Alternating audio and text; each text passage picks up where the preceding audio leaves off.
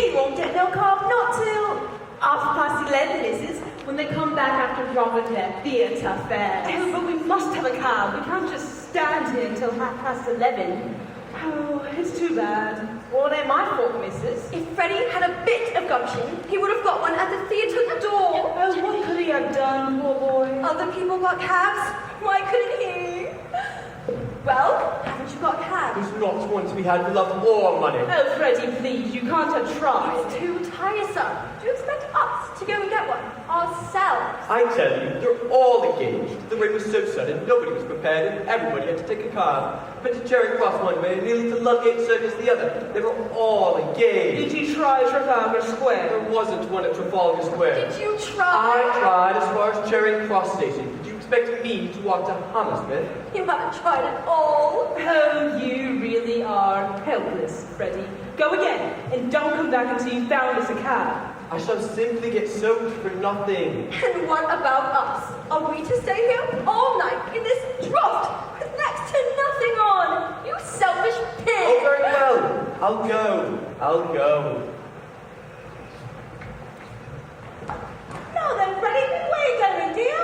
Sorry. There's manners for you. 2 branches of violet, hung to the map. How did you know my son's name was Freddie, pray? Well, he's your son, isn't he? Well, if you've done your duty, as a mother should, you don't pretend to spoil a poor girl's flowers and run away without paying. Will you pay me for them? Do nothing of the sort, Mother. Idea. Oh, please allow me, Clara. Have you any pennies? I've nothing smaller than 6 pence. I can give you change for a tenner, can't I? Give it to me.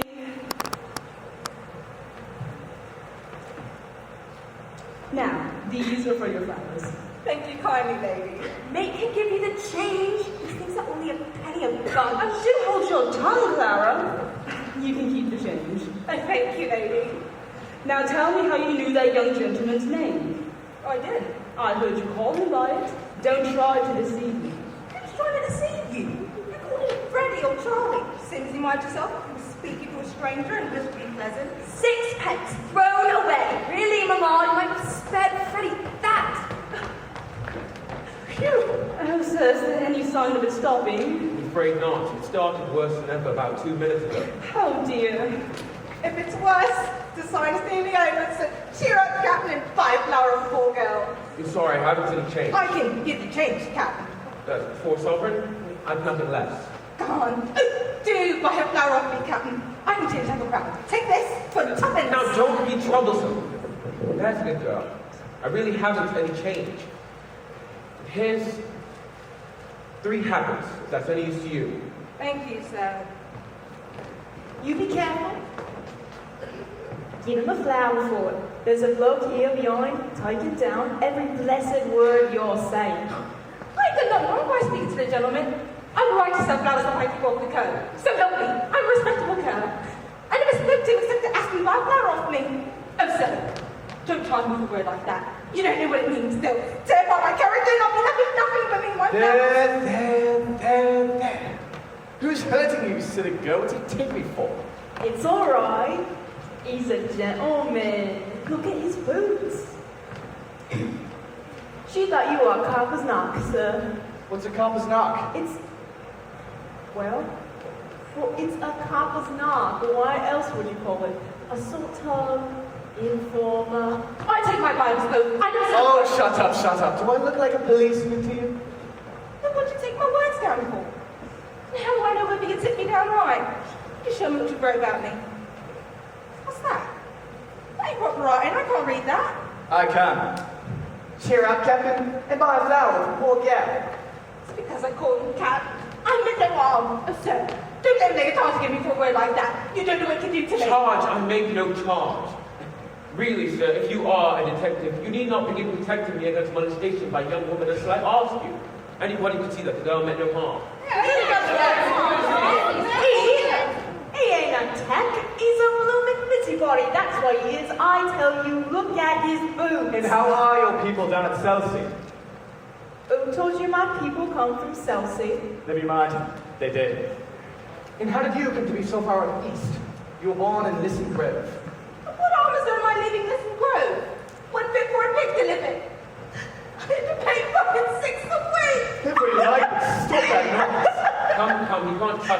You have a right to live where you please. Yeah, Bob Langford. I'd like to get into this housing question, if you all would. I'm a good girl, I Yeah. What do I prefer? Hoxton. Oh, blimey, he says I did. You know everything you do. am. Ain't no call to bed with me, eh? Of course he ain't. Don't you stand it from him. See, what call have you to know about people what never offered to meddle with you? Where's your warrant? Where's your Let warrant? him say what he likes.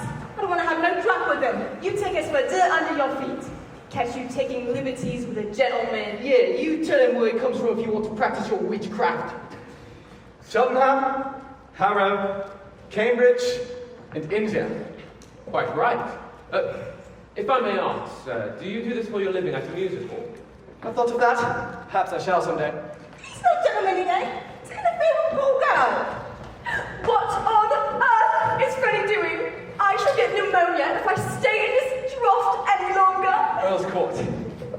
Would you keep your impertinent remarks to yourself? Oh, did I say that aloud? I didn't mean to. I beg your pardon. Your mother's absent, unmistakably. Oh, how very curious. I'm from Large Lady Park, near Epsom. What a devil of a name! Hey, excuse me. You said you wanted the cab, do you? Don't dare speak to me. We'd be so grateful for you if you were to get us a cab. Why, thank you. Damn! I knew he was a plainclothes copper. That ain't a police whistle. That's a sporting whistle. He's no right to take away my carriage. My carriage is the same to me as any lady. I don't know whether you've noticed it, but the rain stopped about 2 minutes ago. So it has. Why didn't you say so before? And us losing our time listening to your silliness. I know where you come from. You come from Hoxton. Go back there. Hoxton. Hoxton? Oh, thank you, teacher. So long, hee-haw. Why do people like that? How would he like it himself? Oh, it's quite fine now, Carol. We can walk to a motor bus. But the cab! Come. How tiresome! Poor girl. I'd love her to live without being worried into thee. How do you do it, if I may ask? Simply phonetics. The science of speech. That's my profession, also my hobby. Happy is the man who can make a living by his hobby. You can spot an Irishman or a Yorkshireman by his brogue. I can place any man within 6 miles. I can place him within 2 miles in London, sometimes within 2 streets. Ought to be ashamed of himself, a manly coward. But is there a living in that? Oh yes, quite a fat one. This is an age of upstarts. Men begin in Kentish Town with £80 a year and end up in Park Lane with 100,000. Now they want to drop Kentish Town, but they give themselves away every time they open up their mouths. Now I can teach them. Let him mind his own business and leave a poor Will girl. he cease this detestable movement instantly, or else seek the shelter of some other place of worship? I have as good a right to be here as anyone else. A woman who utters such depressing and disgusting sounds has no right to be anywhere, no right to live. Remember that you are a human being with a soul and the divine gift of articulate speech. That your native language is the same language of Shakespeare and Milton and the Bible, and don't sit there crooning like a Billy's pigeon. Ow! Heavens! What a sound! Ow! God. You see this creature with her curves in English, the English that will keep her in the gutter till the end of her days. Well, sir, in 3 months, I could pass that girl off as a duchess at an ambassador's garden party. I could even get her a place as a lady's maid or a shop assistant, which requires better English. That's the sort of work I do for commercial millionaires, and on the profits of it, I do genuine scientific work on phonetics and alliterates the poets on atomic lines. I myself am a student of Indian dialect. Do you know Colonel Pickering, author of Spoken Sanskrit? I am Colonel Pickering. Who are you? Henry Higgins, author of Higgins' Universal Alphabet. I came from India to meet you. I was going to meet you. Where do you live? 27 Whipple Street. Come and see me tomorrow. Well, come with me now. Let's have a joy of Christmas supper. Right you are. I, a flower off me, kind gentlemen. I'm short for my lodging. Sorry, I haven't any change. Liar. You said you could change half a crown. You ought to be stuck with nails, you all. Take the whole blooming basket for 6p. A reminder. Ow! Ow! Got one at last. Hello. Where are the two ladies that were here, They walked to the bus when the rain stopped. and left me with the car on my hands. Damnation! Never mind you, young man. I'm going in a taxi. 8 pence seem no object to me, Charlie. Angel Court, Derby Lane, round the corner, Biggle John's oil shop. Let's see how fast you can make a hop it.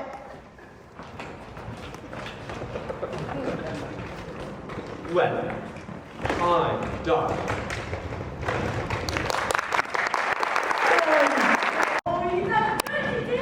Spent 2 weeks solar on ice, didn't they? I'm really Try to make you It's awful. You mean the policeman? Police. No policeman can afford those boots. Yeah, I see his whistle. He's a policeman, all right. Yeah. What a commotion! The riffraff making trouble with the upstanding gentleman. I mean, she was just trying to sell her flowers and make her living. I don't see anything wrong with it. And her flowers weren't so hideous. I don't know how she's selling those flowers with that horrid outfit. Poor, they multiply by the day like little mice running around the streets. You have to say they're like cute little rabbits.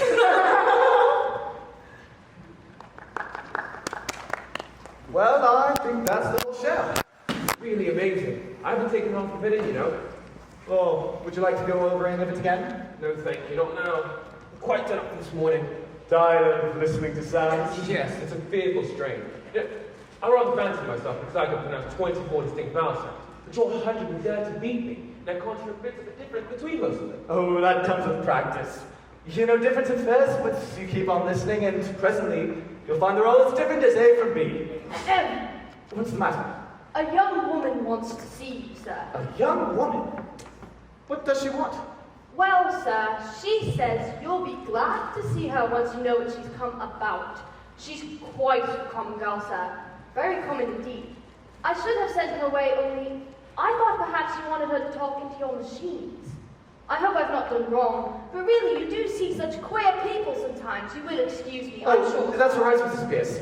Has she an interesting accent? Oh, something dreadful, sir, really. I don't know how you could take an interest in it. Let's have her up. Show her up, Mrs. Pierce. Well, very well, sir. It's for you to say. This is rather a bit of luck. I'll show you how I make records. We'll set her talking and I'll take her down first in Bell's visible speech, then in Brodrovic, and then I'll get her on the photograph, so you can turn her on as often as you like with the written transcript for you. This is the young woman, sir. Why? This is the girl I jotted down last night. She's no use. I've got all the records I want of Listen Grove lingo, and I'm not going to waste another cylinder on it. Be off with you. I don't want you. Don't you be so saucy. Where did I come from yet? Did you tell me I come in a taxi? Nonsense, girl. What do you think a gentleman like Mr. Higgins cares what you came in? We are proud. Can anybody give a lessons, not him? I don't say so. Well, I come in to ask for any compliment, and if that man is not good enough here, I can go elsewhere. Good enough for what? Good enough for you. Now you know, don't you? If come down lessons I am, to pay for them too, make no mistake. Well, what do you expect me to say to you? Well, he was a gentleman. He'll ask me to sit down, I think. Didn't I tell you I'm bringing you business? Pickering, shall we ask this baggage to sit down, or shall we throw her out of the window? Ow! It won't be good baggage when I'm offered to pay like any lady. What is it you want, my girl? I want to be a lady in a club. Instead of selling at the corner, Tottenham Court Road. They won't take me unless I talk more Jenny. Well, he said he could teach me. Here I am, ready to pay him, not asking for a compliment, and he teaches me as if I was dirt. How could you be such a foolish, ignorant girl as to think you could afford to pay Mr. Higgins? Why shouldn't I? I know what lessons cost as well as you do, and I'm ready to pay. How much? Now you're talking. I thought you'd come off a bit when you saw a chance of getting back a bit, but you chucked at me last night. You'd had a drop in, hadn't you? Sit down. Well, if you're going to make a compliment... Sit down! Sit down, girl. Do as you're told. Ow! Won't you sit down? Don't mind if I do. What's your name? Eliza Doolittle. Eliza, Elizabeth, Betsy, and Beth. They went to the woods to get a bird's nest. They found a nest with 4 eggs in it. They took one apiece and left 3 in the dark! Don't be silly. You mustn't speak to the gentleman like that. Well, why don't he speak sensible to me? Come back to business. How much do you propose to pay me for the lessons? I know it's right. A lady friend of mine gets French lessons for 18 pieces an hour from a real French gentleman. And he wouldn't have the face to ask me the same for teaching me my own language, so I won't give more than a shilling. Take it or leave it. You know, Pickering, if you consider a shilling not as a simple shilling, but as a percentage of this girl's income, it works out as fully equivalent to 60 or 70 guineas from a millionaire. How so? Figure it out. A millionaire has about £150 a day. This girl earns about half a crown. She offers me 2/5 of a day's income for a lesson. 2/5 of a millionaire's income for a day would be somewhere about £60. It's handsome. By George, it's enormous. It's the biggest offer I ever had. £60? What are you talking about? I never offered you £60. Where on Hold your tongue. I got £60. Don't cry, you silly girl. Sit down. Nobody's going to touch your money. Somebody is going to touch you with a broomstick if you don't stop sniveling. Sit down. Oh, I don't think you was my father. If I decide to teach you, I'll be worse than 2 fathers to you. Oh, here. What's this for? To wipe your eyes. To wipe any part of your face that feels moist. Remember, that's your handkerchief, and that's your sleeve. Don't mistake the one for the other if you should become a lady in a shop. Oh, it's no use talking to her like that, Mr. Higgins. She does not understand you. Besides, you're quite wrong. She doesn't do it that way at all. Give me that handkerchief. Gave it to me, not to you. He did. I think it must be regarded as her property, Mrs. Pitts. Serve you right, Mr. Higgins. Higgins, I'm interested. What about the ambassador's garden party? I'll say you're the greatest teacher alive if you make that good, and I'll bet you all the expenses of the experiment you can't do it. And I'll pay for the lessons. Oh, you're real good. Bet you can. It's almost irresistible. She's so deliciously low, so horribly dirty. Ow! Why, Daddy? Washed my face none before I came here, I did. Well, you're certainly not going to turn ahead with flattery, Higgins. Oh, don't say that, sir. There's more than one way of turning a girl's head, and nobody could do it better than Mr. Higgins. Though he may not always mean it. I do hope, sir, you won't encourage him to do anything foolish. What is life but a series of inspired follies? The difficulties in finding them to do. Don't miss a chance. It doesn't come every day. I shall make a duchess of this draggle-tailed gutter snipe. Yes, in 6 months, in 3, if she has a good ear and a quick tongue, I'll take her anywhere and pass her off as anything. We'll start today. Now, this moment. Take her away and clean her, Mrs. Pierce. Irish Spring, if it won't come out in either way. Is there a good fire in the kitchen? Yes? Take all her clothes off and burn them. Bring up Whitley or somebody for new ones. Wrap her up in brown paper till they come. You're not gentlemen, you're not. To talk of such things. I'm a good girl, I am, and I know what the like of you are, I do. We want none of your Listen Grove prudery here, young woman. You've got to learn to behave like a duchess. Take her away, Miss Pierce. If she gives you any trouble, wallop her. No, I'll call the police, I will. But I have no place to put her. Put her in the dustbin. Oh, come, Higgins, be reasonable. You must be reasonable, Mr. Higgins. Really, you must. You cannot walk over everybody like this. Oh, walk over everybody. My dear Mrs. Pierce, my dear Pickering, I never had the slightest intention of walking over anyone. All I propose is that we be kind to this poor girl. We must help her to prepare and fit herself for her new station in life. If I did not express myself clearly, it was because I did not wish to hurt her delicacy or yours. Well, have you ever heard anything like that, sir? Never, Mrs. Pierce, never. What's the matter? Well, the matter is, sir, that you cannot take up a girl like that as if you were picking up a pebble off the beach. Why not? Why not? But you don't know anything about her. What about her parents? She may be married. Come on. There, as the girl very properly says, gone. Married indeed. Don't you know that a woman of that class is to want out drudge of 50 a year after she's married? Marry me. By George, Eliza. The streets will be strewn with the bodies of the men shooting themselves for your sake before I'm done with you. Nonsense, sir. You mustn't talk like that to her. I've had enough of this. He's off his tongue. I don't want no bold teaching me. Oh, indeed. I'm mad, am I? Very well, Mrs. Pierce, you didn't order the new clothes for her. Throw her out. Now, you've got no right to touch me. See now what comes of being saucy. This way, please. I don't want no clothes. I wouldn't have taken them. I'd buy my own clothes. You are an ungrateful, wicked girl. This is my return for offering to take you out of the gutter and dress you beautifully and make a lady of you. Stop, Mr. Higgins. I won't allow it. It is you that are wicked. Go home to your parents, girl, and tell them to take better care of you. I ain't got no parents. They told me I was big enough to earn my own living and turned me out. Where's your mother? I ain't got no mother. And they turned me out was my sixth stepmother. But I don't look up them. I'm a good girl, I am. Very well then. What on earth is all this fuss about? The girl doesn't belong to anybody, is no use to anybody but me. You can adopt her, Mrs. Pierce. I'm sure a daughter would be a great amusement to you. Now don't make any more fuss. Take her upstairs. What's to become of her? If she be paid anything, do be sensible, sir. Oh, pay her whatever is necessary. Put it down in the housekeeping book. What on earth will she want with money? She'll have her food and her clothes. She'll only drink if you give her money. You are a brute. It's a lie. Nobody ever saw the sign of liquor on me. Does it occur to you, Higgins, that the girl has some feelings? Oh, no, I don't think so.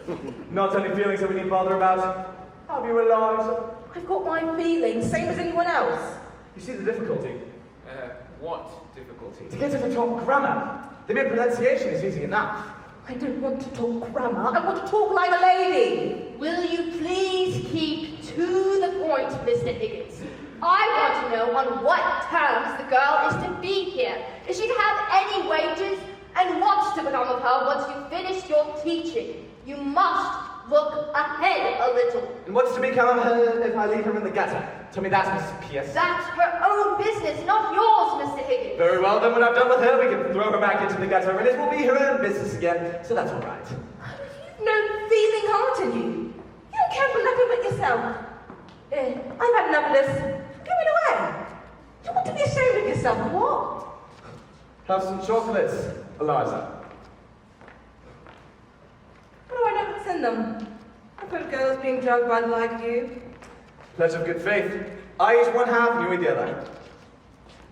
You shall have boxes of them, barrels of them every day. You shall live off them, eh? I wouldn't have eaten it, only. I'm too ladylike to take it out of my mouth. Listen, Eliza. I think you said you came in a taxi. Well, what if I did? I've as good a right to take a taxi as anyone else. You have, Eliza. And in future, you shall have as many taxis as you like. You shall go up and down and round the town in a taxi every day. Think of that, Eliza. Mr. Higgins, you are tempting the girl. It's not right. She should think of the future. At her age? Nonsense. Time enough to think of the future when you haven't any future to think about. No, Eliza, do as this lady does. Think only of other people's futures and never think of your own. Think of chocolates and taxis, gold and diamonds. I don't want no gold and no diamonds. I'm a good girl, I am. And you shall remain so under the care of Mrs. Pierce. And you shall marry an officer of the guards with a beautiful mustache. The son of a marquis who will disinherit him from marrying you, but will relent when he sees your beauty. Excuse me, Higgins, but I really must interfere. Mrs. Pierce is quite right. If this girl is to put herself in your hands for 6 months for an experiment in teaching, she must understand thoroughly what she is doing. How can she? She's incapable of understanding anything. Besides, do any of us really understand what we are doing? If we did, would we ever do it? Very clever, Higgins, but not sound sense. Miss Doolittle, could you... Oh, there! That's all you ever get out of Eliza. Oh! Needs explaining. As a military man, you ought to know that. Give her her orders. That's what she wants. Eliza, you are to stay here for the next 6 months, learning to speak beautifully like a lady in a flower shop. If you are good and do as you're told, you shall sleep in a proper bedroom and have lots of money to buy chocolates and take rides in taxis. If you are not idle, you shall sleep in the back kitchen among the black beetles and be walloped by Mrs. Pierce with a broomstick. At the end of 6 months, you shall go to Buckingham Palace in a carriage, beautifully dressed. If the king finds out you're not a lady, you shall be taken by the police to the Tower of London, where your head shall be cut off, as a warning to other presumptuous flower girls. If you're not found out, you shall have a present of 7 and 6 to start a new life as a lady in a shop. If you refuse to soften, you are a most ungrateful wicked girl, and the angels will weep for you. Now, are you satisfied, Gregory? Can I put it more plainly and fairly, Mrs. Pierce? I think you'd better let me speak to the girl properly in private.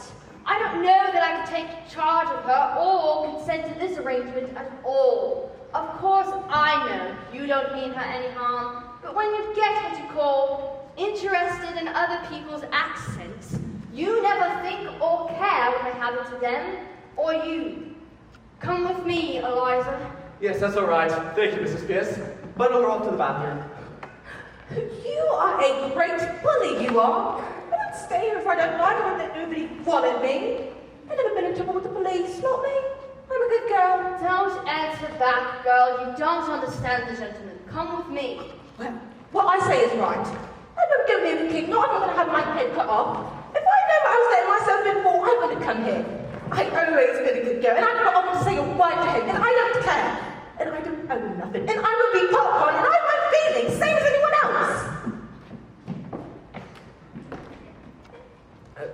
Excuse the straight question, Higgins, but are you a man of good character where women are concerned? Have you ever met a man of good character where women are concerned? Yes, very frequently. Well, I haven't. I find that the moment I let a woman make friends with me, she becomes jealous, exacting, suspicious, and a damned nuisance. I find that the moment I let myself make friends with a woman, I become selfish and tyrannical. Women upset everything. When you let a woman into your life, you'll find that she's driving at one thing and you're driving at another. At want, for example. Oh, Lord knows. Suppose the woman wants to live her own life and the man wants to live his, and each tries to drag each other onto the wrong path. One wants to go north and the other south, and the result is they both have to go east. Then they both hate the east wind. So, here I am, a confirmed old bachelor, and likely to remain so. Oh, come, Higgins, you know what I mean. If I'm to be in this business, I shall feel responsible for that girl. And I hope to understand that no advantage is to be taken of her position. What? That thing? Sacred, I assure you. You see, she is a pupil, and teaching would be impossible unless pupils were sacred. I've taught scores of American millionairesses how to speak English, the best looking women in the world. I'm seasoned. There might as well be blocks of wood. I might as well be a block of wood. It's... well, Mrs. Pierce, is it all right? I just wish to trouble you with a word, if I may, Mr. Higgins. Yes, certainly, come in. Oh, don't bear that, Mrs. Pierce. I'll keep it as a curiosity. Handle it carefully, sir, please. I had promised the girl not to burn it, but I had better put it in the oven for a while. Oh. Thank you, Mrs. Pierce. Well, what have you to say to me? Am I in the way? Not at all, sir, Mr. Higgins. Will you please be very particular at what you say before the girl? Of course. I'm always particular about what I say. Why do you say this to me? No, sir, you're not at all particular when you get a little impatient or when you mislead anything. Now, it doesn't matter before me, I'm used to it, but you really must not swear before the girl. I swear. I never swear. I detest the habit. What the devil do you mean? That's what I mean, sir. You swear a great deal too much. Now, I don't mind the damning and blasting and what the devil and where the devil and who the devil... Really, Mrs. Pierce, this language from your lips. But there is a certain word I must ask you not to use. The girl has just used it herself because the bath was too hot. It begins with the same letter as bath. She knows no better. She learnt it at her mother's knee, but she must not hear it from your lips. I cannot charge myself with having ever uttered it. Except perhaps in a moment of extremely justifiable excitement. Only this morning, sir, you applied it to your boots, to the butter, and the brown bread. Oh, that! Mere alliteration, Mrs. Pierce, natural to a poet. whatever you choose to call it, I beg you, not let the girl hear you repeat it. Oh, very well, very well. Is that all? No, sir. We'll have to be very particular with this girl as to personal cleanliness. Yes, certainly, quite right, most important. I mean not to be slovenly about her dress or untidy in leaving things about. Just so. I intended to call your attention to that. It is these little things in life that matter, Pickering. Take care of the pence, and the pounds will take care of themselves. Well, that's as true of personal habits as it is of money. Yes, sir. Then might I ask you not to come down to breakfast in your dressing gown, or at any rate not to use it as a napkin to the extent you do, sir. And if you'd be so good as to not eat everything off the same plate, and to remember not to put the porridge saucepan out of your hand and onto the clean tablecloth. It would be a better example for the girl. You know you nearly choked yourself with a fish bone in the jam only last week. I may do these things sometimes, in absence of mind, but surely I don't do them habitually. By the way, my dressing gown smells most damnably of benzene. No doubt it does, Mr. Higgins, but if you will wipe your finger... Oh, very well, I'll wipe them in my hair in future. I hope you're not offended, Mr. Higgins. Not at all, not at all. You're quite right, I shall be most careful before they go. Is that all? No, sir. Might she use some of those Japanese dresses you brought from abroad? I really cannot put her back into her old days. Yes, certainly, anything you like. Is that all? Thank you, sir. That's all. You know, Pickering, that woman has the most extraordinary ideas about me. Here I am, a shy, diffident sort of man. I've never been able to feel really grown up and tremendous like other chaps. And yet, she's firmly persuaded that I'm an arbitrary, overbearing, bossy kind of person. I can't account for it. If you'll excuse me, sir, the trouble's beginning already. There's a dustman downstairs. Alfred Doolittle wants to see you. He says you have his daughter here. Phew, I say. Send the blackguard up. Very well, sir. Well, he may not be a blackguard, Higgins. Nonsense, of course he's a blackguard. Whether he is or not, I'm afraid we shall have some trouble with him. Oh, no, I think not. If there's any trouble, he shall have it with me, not I with him. And we are sure to get something interesting out of him. About the girl? No, I mean about his diamond. Oh. Doolittle, sir. Professor Higgins. Here, good morning. Sit down. Morning, Governor. I come about a very serious matter, I do. Brought up in Hampstead. Mother Welsh, I should think. What do you want to do, little? I want my daughter back. That's what I want. See? Well, of course you do. You are her father, aren't you? I don't suppose anybody else wants her, do you? Glad to see there's some spark of family feeling left. She's upstairs. Take her away at once. What? Take her away. Do you suppose I'm going to keep your daughter for you? Now, look here, Governor. Is this reasonable? Is it fair to take advantage of a man like this? The girl belongs to me. You got her. Where do I come in? Your daughter had the audacity to come into my house and ask me to teach her to speak properly so she can get to places of flower shop assistant. This gentleman and my housekeeper have been here all the time. How dare you come here and attempt to blackmail me? You sent her here on purpose. No, Governor. You must have. How else could you have possibly known she was here? Don't take a man up like that, The Governor. police shall take you up. This is a plot to extort money by threats. I shall telephone for the police. Have I asked you for a brass farthing?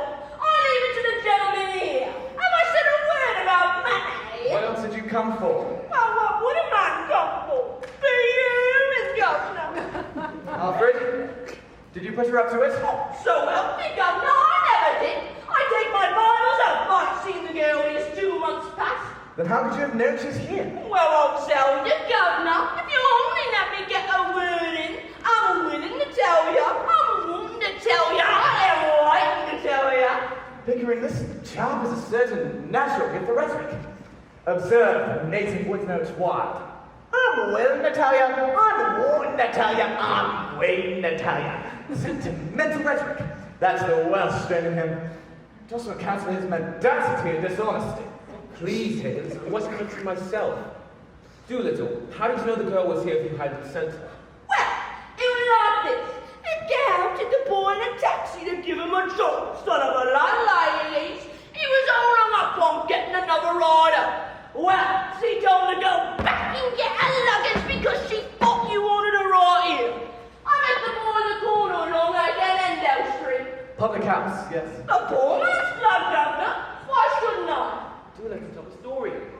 He told me what was up, and I asked him what was my feelings and my duty as a father. I says to the boy, yeah, bring me my luggage, I says.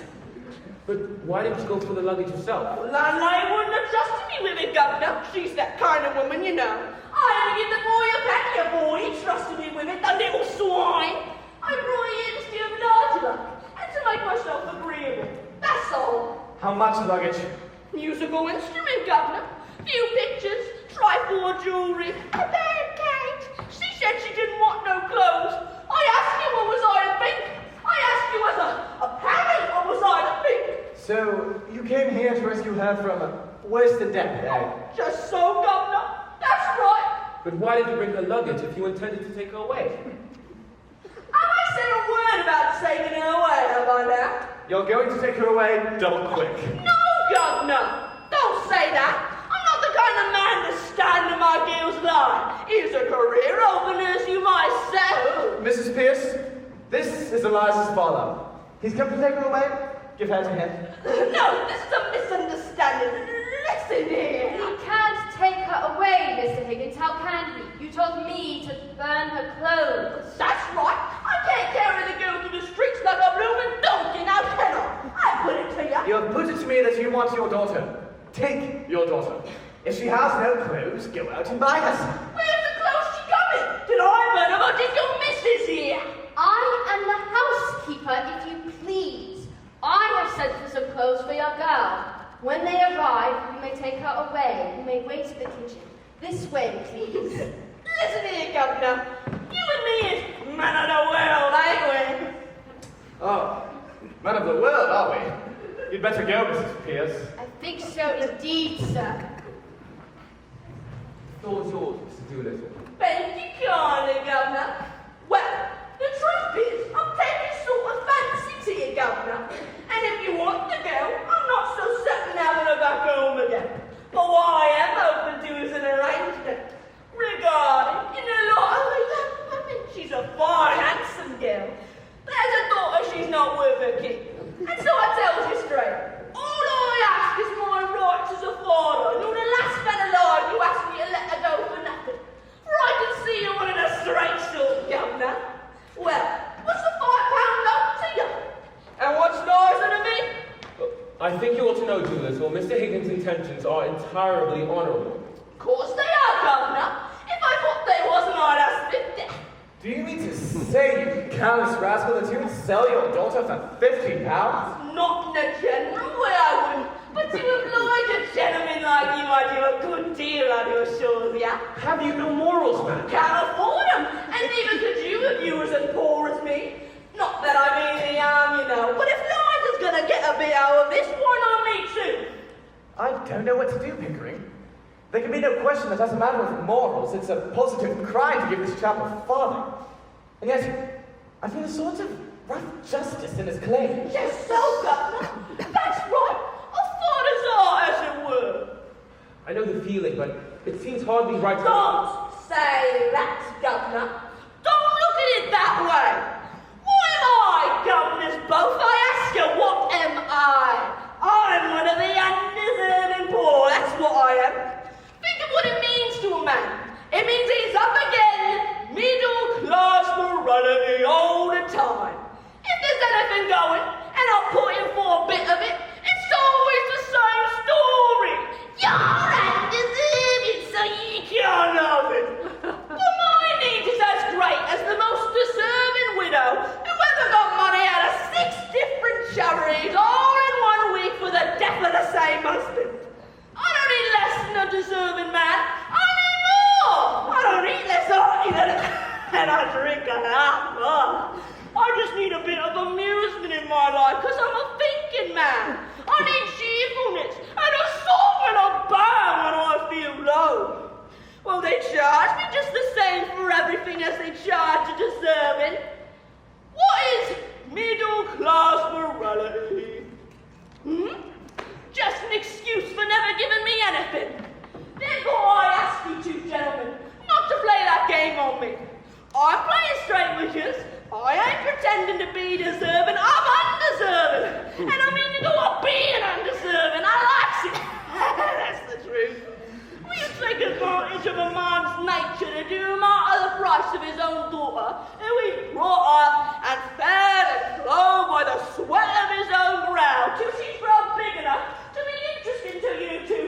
me. Is £5 unreasonable? I'll put it to you, and I'll leave it to you. Pickering, if we were to take this man in hand for 3 months, he could choose between a seat in the cabinet and a popular pulpit in Wales. What do you say to that, Doolittle? Not me, Governor, thank you kindly. I've heard all the preachers and prime ministers because I'm a thinking man and game for politics or religion or social reform and all the other amusements. And I tell you, it's a dog's life anyway you look at. Undeserved poverty is my line, taking one station in society with another. It's the only one that's got any ginger to it to my taste. I suppose we must give him a fiver. He'll make a bad use of it, I'm afraid. Oh, not me, Governor, so help me over. Don't you be afraid that I'll save it and sparrow and live idle on it. There won't be a penny of it left come Monday, and I'll have to go to work same as if I never even had it. It won't pauperise me. Just one good spree for myself and the missus to give pleasure to ourselves and employment to others and satisfaction to you to think it's not been thrown away. You couldn't spend it better. This is irresistible. Let's give him 10. No, Governor. She wouldn't have the art to spend 10. And perhaps I shouldn't either. £10 is a lot of money and it makes a man feel prudent like and they can buy new happiness. You give me what I ask you for. Not a penny more and not a penny less. Why don't you go marry that missus of yours? Or rather, draw the line at encouraging this sort of immorality. Tell her so, Governor, tell her so. It's me that suffers by it. I've got to be agreeable. I've got to get her presents. I've got to buy a girl something sinful. I'm a slave to that woman, Governor, just because I'm not her lawful husband. And she knows it too. Catch her marrying me. Take my advice. You marry Liza, well, she's young and don't know no better. Because if you don't, you'll be sorry for it after. But if you do, she'll be sorry for it after. But better you than her because you're a man and she's only a woman and don't know how to be happy anyhow. Pickering, if we listen to this man a minute longer, we shall have no morals left. £5, I think you said? Oh, thank you kindly, Governor. You're sure you won't take 10? Not now, another time. Here you are. Thank you, Governor. Thank you kindly. Oh, beg pardon, miss. Oh, don't you know my daughter? Oh, Don't I look silly? silly? Now, Mr. Higgins, please don't say anything to make the girl conceited about herself. Oh, yes, quite right, Mrs. Pierce. Yes. Damn silly. Please, sir. I mean, extremely silly. I took the whole wife with my hat on. A new fashion, by Jove, and it ought to look horrible. Well, I never thought she'd clean up as good looking as that, Governor. She's a credit to me, ain't she? I tell you, it's easy to clean up here. Water, cold water, just as much as you like there is. Woolly towels there is, and the towel hol's so hot it burns your fingers off. Soft brushes to scrub yourself, and a wooden bowl of soap smelling like primroses. Now I know my ladies are so clean. Washing's a treat for them. Wish they saw what it was for the like of me.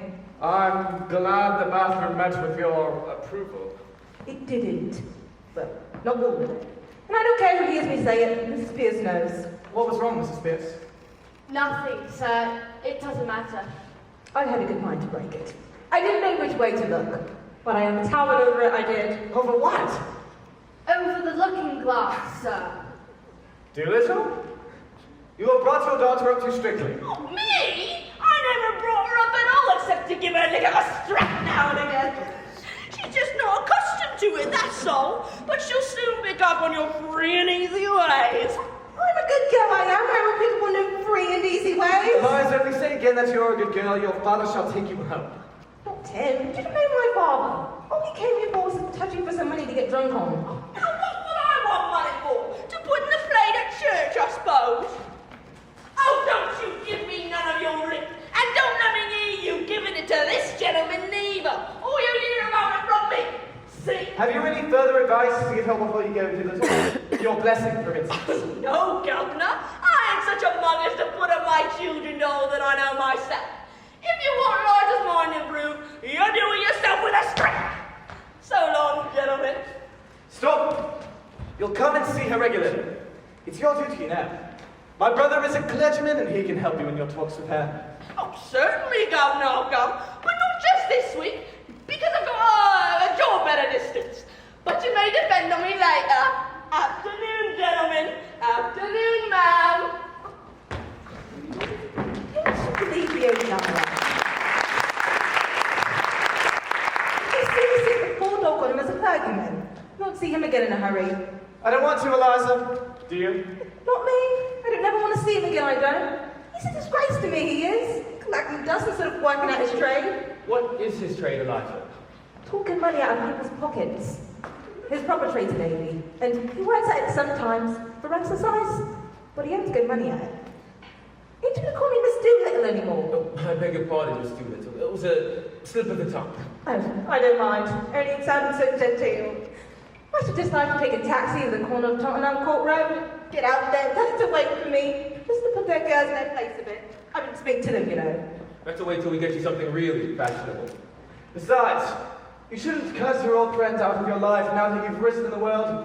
That's what we in the business call snobbery. You should of course the like of them, my friends now, I should know. They used to get out on me often enough with their ridicule when they had the chance. I mean to get a bit of my own back. But if I'm 10 fashionable clothes, I'll wait. I should like to have some. Mrs. Pierce says you're going to give me some to wear to bed at night, different to what I wear in the daytime. But it do seem a waste when you could get something to show. Besides, I never fancy changing into coat things on a winter night. Now, Eliza, the new things have come for you to try on. Oh, Don't rush about like that, girl. Hickory, we have taken on a stiff job. Higgins, we have.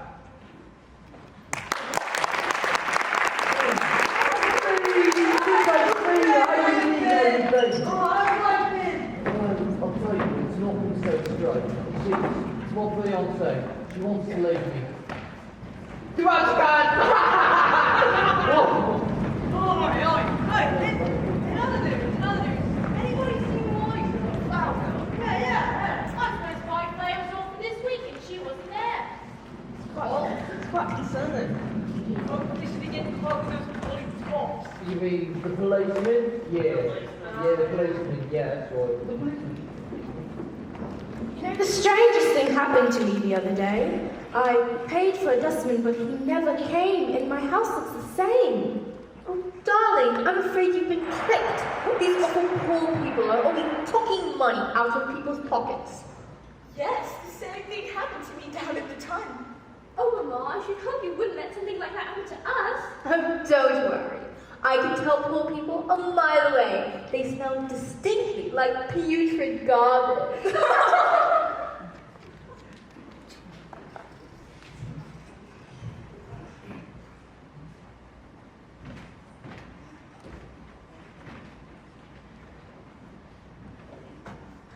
Henry!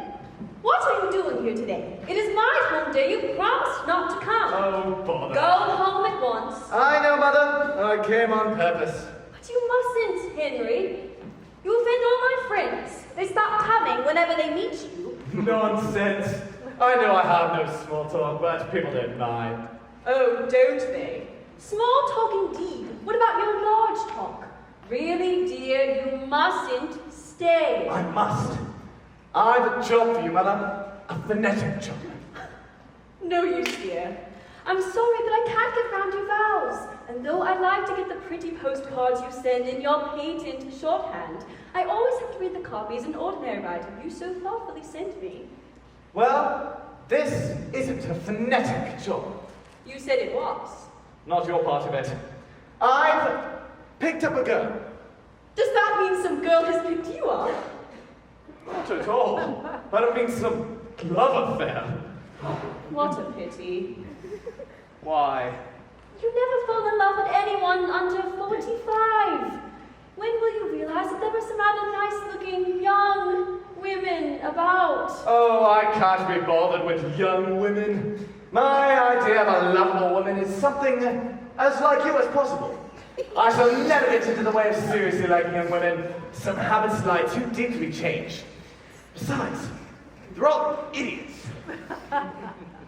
Do you know what you would do if you really loved me, Henry? Oh, bother. What? Murray, I suppose.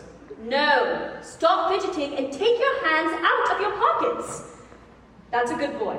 Now, tell me about the girl. She's coming to see you. I don't remember asking her. You didn't. I asked her. If you had known her, you wouldn't have asked her. Indeed. Why? Well, it's like this. She's a common flower girl I picked her up off the curbstone. And you invited her to my at-home. Oh, that'll be all right. I've taught her how to speak properly, and she has strict orders as to her behavior. She's to keep to two subjects, the weather and everybody's health. Fine day, and how do you do, you know, and not to let herself go on to things in general. That will be safe. Safe? To talk about our health, about our insides, perhaps about our outsides too. How could you be so silly, Henry? Well, she must talk about something. Oh, she'll be all right, don't you fuss. Pickering is in it with me. I've a sort of bet, and that I'll pass her off as a duchess in 6 months. I've been working at her for some months now, and she's getting on like a house on fire. I shall win my bet. She has a quick ear, and she's been easy to teach my middle-class pupils because she's had to learn a completely new language. She talks English almost as you talk French. That's satisfactory, Tolerance. Well, it is. And it isn't. What does that mean? Well, I've got a pronunciation all right, but you have to consider not only how the girl pronounces, but also what she pronounces, and that's what... Mrs. and Miss Einsford Hill! Oh, Lord. Oh, how do you do? How do you do? My son, Henry. Oh, your celebrated son. Pleased to meet you, Professor Higgins. Delighted. How do you do? I've seen you before. I haven't the ghost of an ocean web, but I've heard your voice. It doesn't matter. You don't have to sit down. I'm sorry to say that my celebrated son has no manners. You mustn't mind him. I don't. Oh, not at all. Or have I been rude? I didn't mean to be. Colonel Pickering!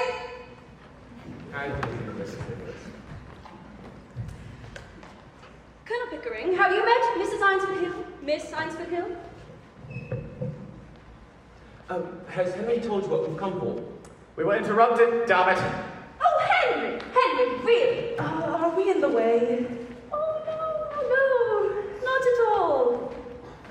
Couldn't have come more fortunately. We'd like you to meet a friend of ours. Yes, by George.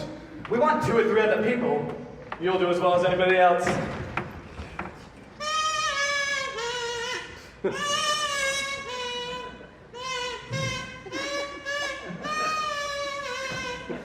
Mr. Einsford Hill! God of heaven, another of them. I do. Very good of you to come. Colonel Pickering, I do. I don't suppose you know my son, Professor Higgins. I do. I've met you before somewhere. I'm the ghost of an ocean where, but I've heard your voice. I don't think so. It doesn't matter anyhow. Let's sit down. Well, here we all are anyhow. Now what the devil are we going to talk about until Eliza gets here? Henry, you are the life and soul of the Royal Society's soirees. Really, you're rather trying on more commonplace occasions. Am I? Very sorry. I suppose I am, you know. I sympathize. I haven't any small talk. If people would only be frank and say what they really think. Lord forbid. But why? What people think they ought to think is bad enough, Lord knows, but what they really think would break up the whole show. Do you suppose it would be really agreeable if I were to come out now with what I really think? Is it so very cynical? Cynical? Who the dickens said it was cynical? I mean, it wouldn't be decent. Oh, but I'm sure you don't mean that, Mr. You see, we are all savages, more or less. We're supposed to be civilized and cultured, to know all about art and science and poetry and philosophy. But how many of us even know the meanings of those names? What do you know of art? What do you know of poetry? What do you suppose he knows of art or science or poetry or women or anything else? What do you imagine I know of philosophy? Or manners! Henry!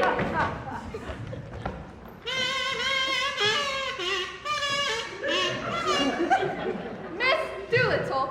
Oh, here she is, my lad. How do you do, Mrs. Higgins? Mr. Higgins told me I might come. Quite so. Very good of you to see you. How do you do, Miss Doolittle? Colonel Pickering, is it not? I feel sure we have met before, Miss Doolittle. I remember your eyes. How do you do? My daughter Clara. How do you do? How do you do? I've certainly had the pleasure. Oh, my son, Freddie. How do you do? By George! Yes! It all comes back to me. Covent Gardens. In Act 1. What a darn thing. Henry, come on! Don't sit on my writing table, you'll break it. Sorry. What are you doing with my jacket?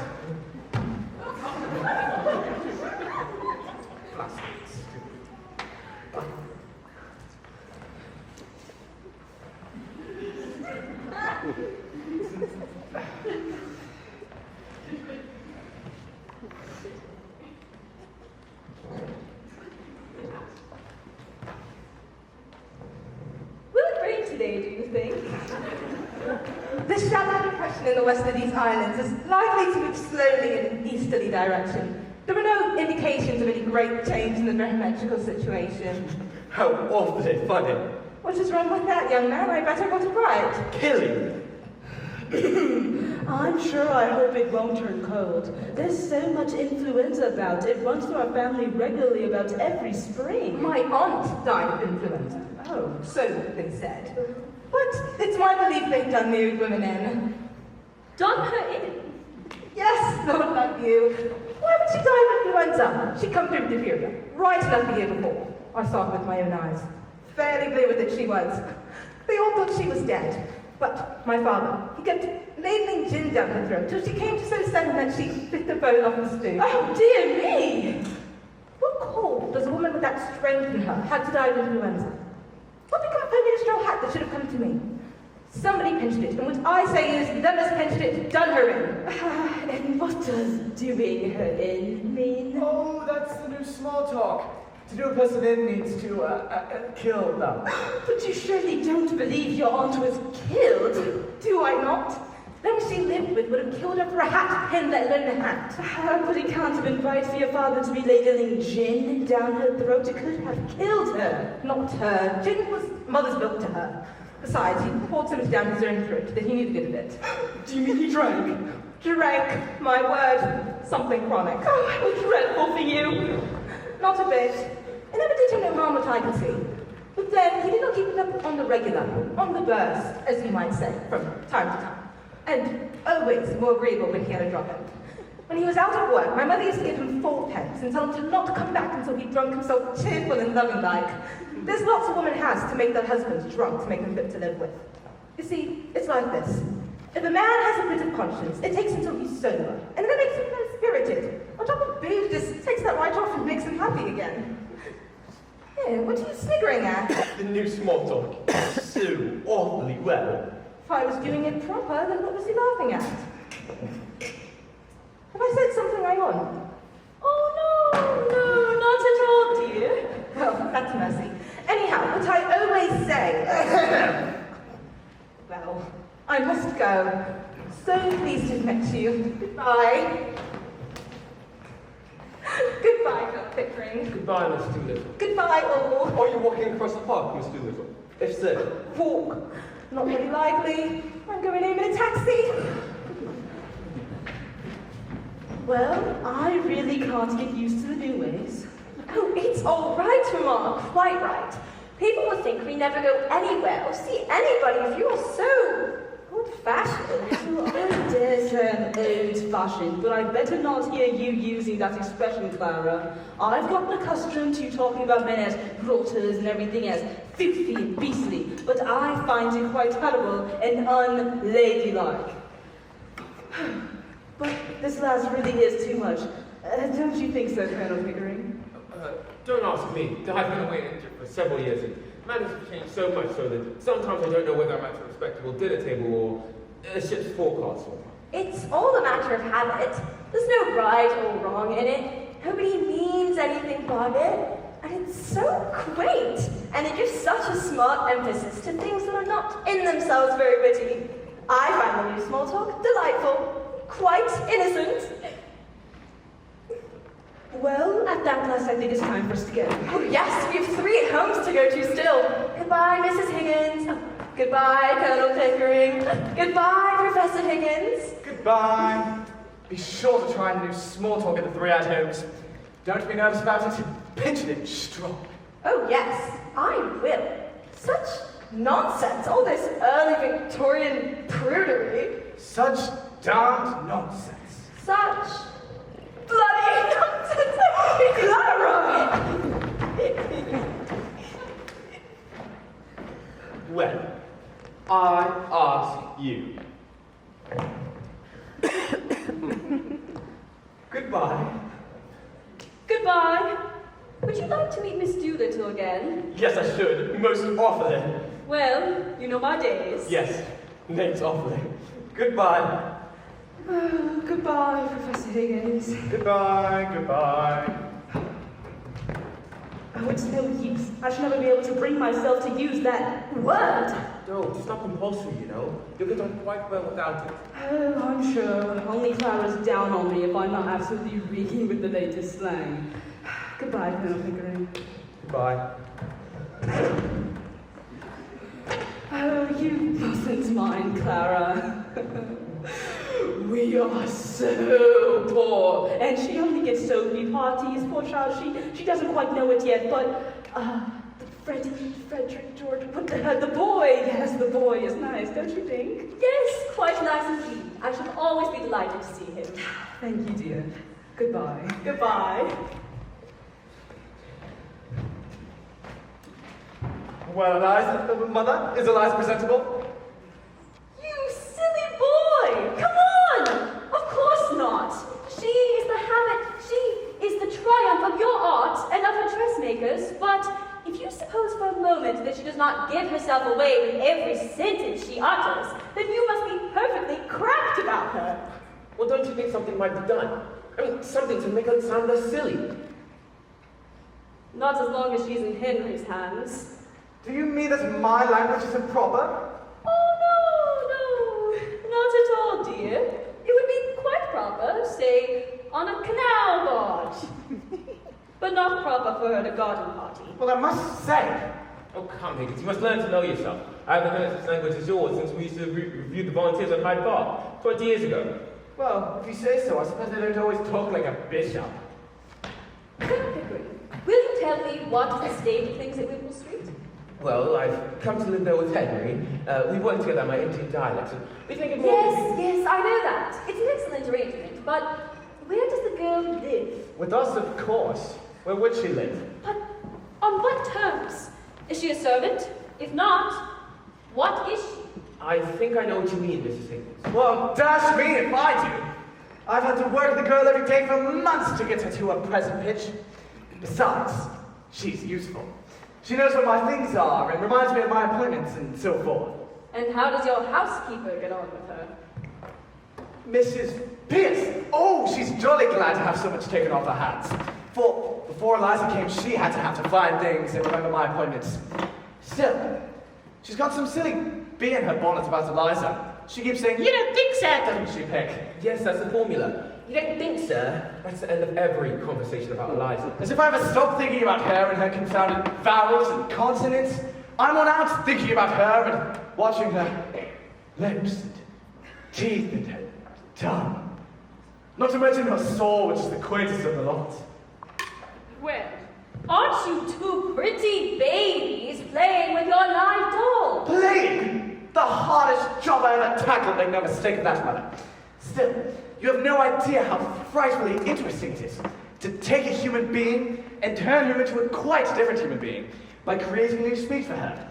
It's filling up the deepest gulf that separates class from class and soul from soul. Yes, it's enormously interesting. I assure you, Mrs. Higgins, we take Eliza very serious.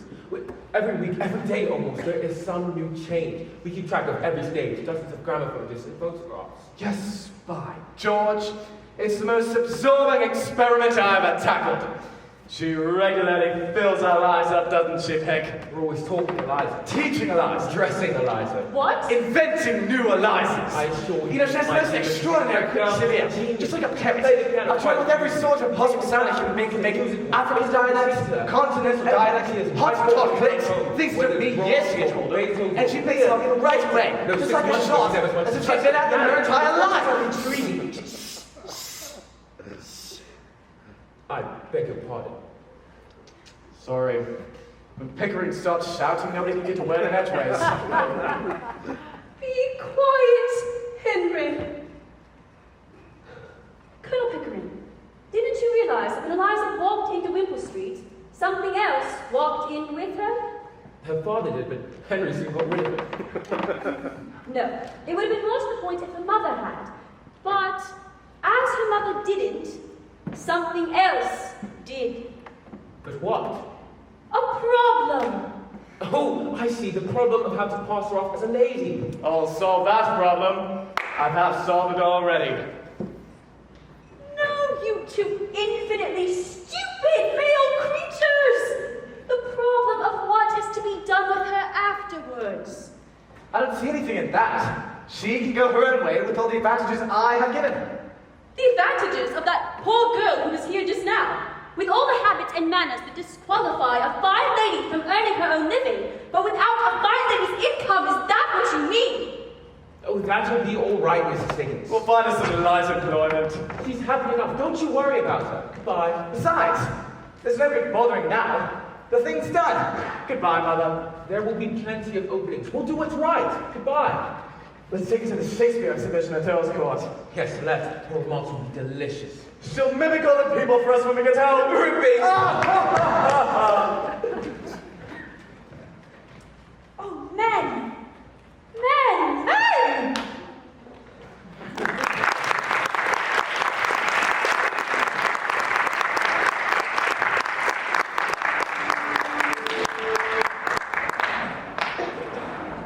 Quite the character, wasn't she?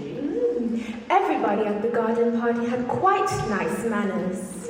Yes, but it was so quiet, and anyone who remembered to silence their telephones. And nobody was calling or texting. Oh, yes, weird. And especially, there was no flashing lights.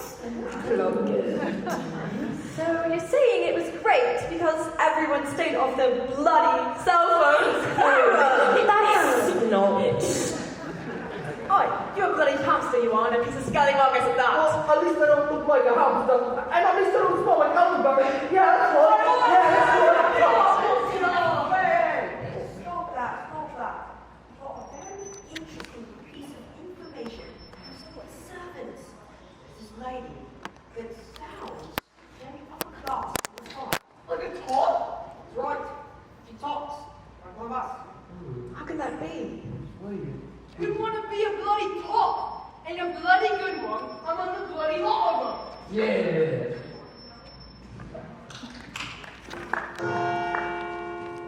Oh, say, Pick. Lock up for you. I shot me going out again. Right. Can Mrs. Pierce go to bed? We don't need anything more, do we? Oh, no.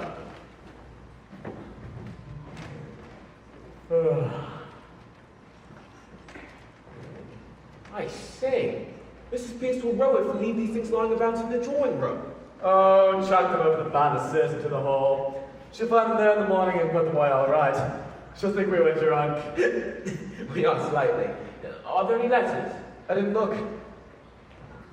I wonder where the devil my slippers are.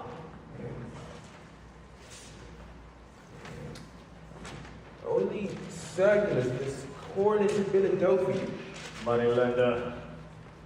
Oh, Lord, what an evening, what a crew. What a silly tomfoolery.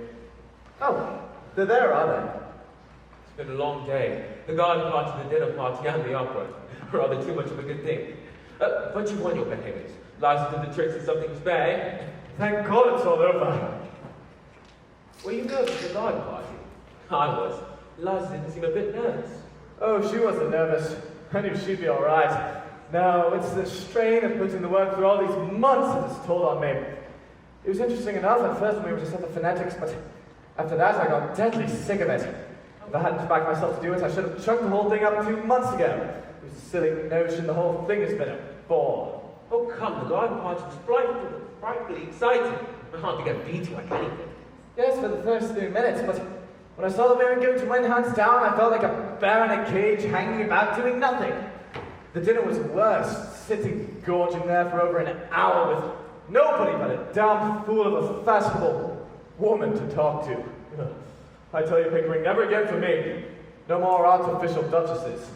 The whole thing's been simple purgatory. It's never been broken in properly to the social routine. I rather enjoy dipping into it occasionally myself. It makes me feel young again. Anyhow, it was a great success, an immense success. You see, I was quite frightened once or twice because Eliza was doing it so well.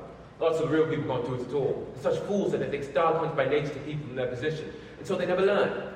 There's always something professional about doing the things superlatively well. Yes, that's what drives me mad. The silly people don't know their own silly business. However, that's all over and done with, and now I can go to bed at last without dreading tomorrow. I think I shall turn in too. Still, it's been a great occasion, triumph for you. Good night. Good night. Oh, Eliza, turn out the lights before you go to bed. And tell Mrs. Pierce not to make coffee for me in the morning. I'll take tea.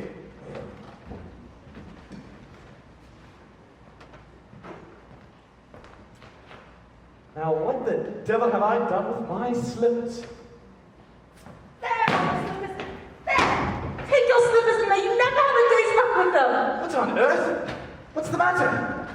Get up. Anything wrong? Nothing wrong with you. I've done your bed for you, haven't I? That's enough for you. I don't matter, I suppose. You won my bet. You? Presumptuous insect. I won my bet. What did you throw those slippers at me for? I'd like to smash your face. I'd like to kill you, you selfish brute. Why did you leave me where you picked me up to in the gutter? You thank God that it's all over and that you can throw me back again there, do you? The creature is nervous after all. Would you? Close in, you cat! How dare you show your temper to me? Sit down and be quiet. What's to become of me? What's to become of me? What the devil do you imagine I know what's to become of you? What does it matter? What's to become of you? You don't care. I know you don't care. You wouldn't care if I was dead. I am nothing to you. Not so much as those slippers. Those slippers. Those slippers. I didn't think it made any difference then. Why have you begun going on like this? May I ask whether you complain of your treatment here? No. Has anybody behaved badly to you? Colonel Pickering, Mrs. Pierce, any of the servants? No. I presume you don't pretend that I have treated you badly. No. I'm glad to hear it. Perhaps you're tired after the strain of the day. Will you have a glass of champagne? No. Thank you. This has been coming on for some days now. I suppose it was natural for you to be anxious about the garden party. However, that's all over and done with now.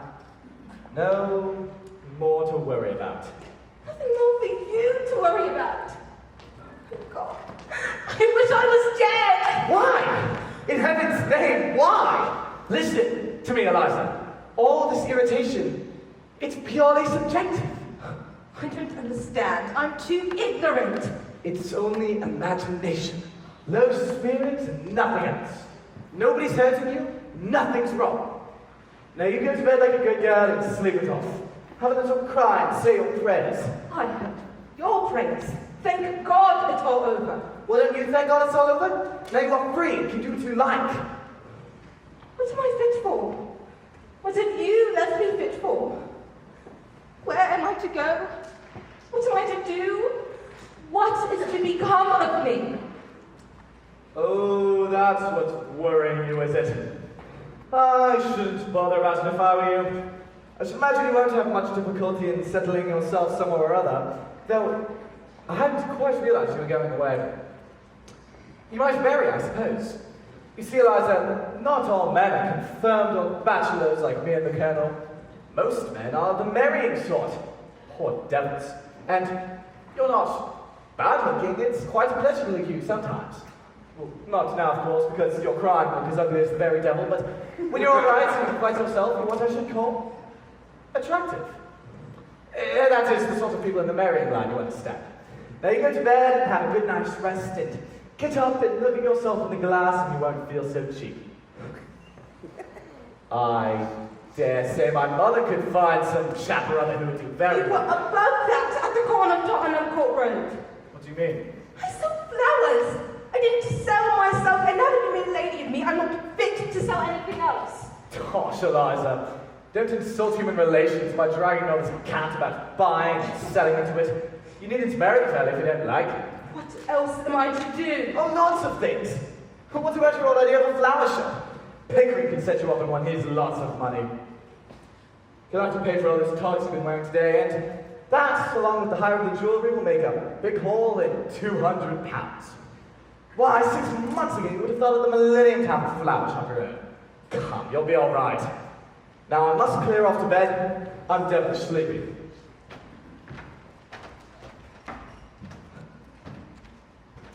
By the way, I came down for something. I forgot what this was. Your slippers. Oh, yes, of course. You shied them at me.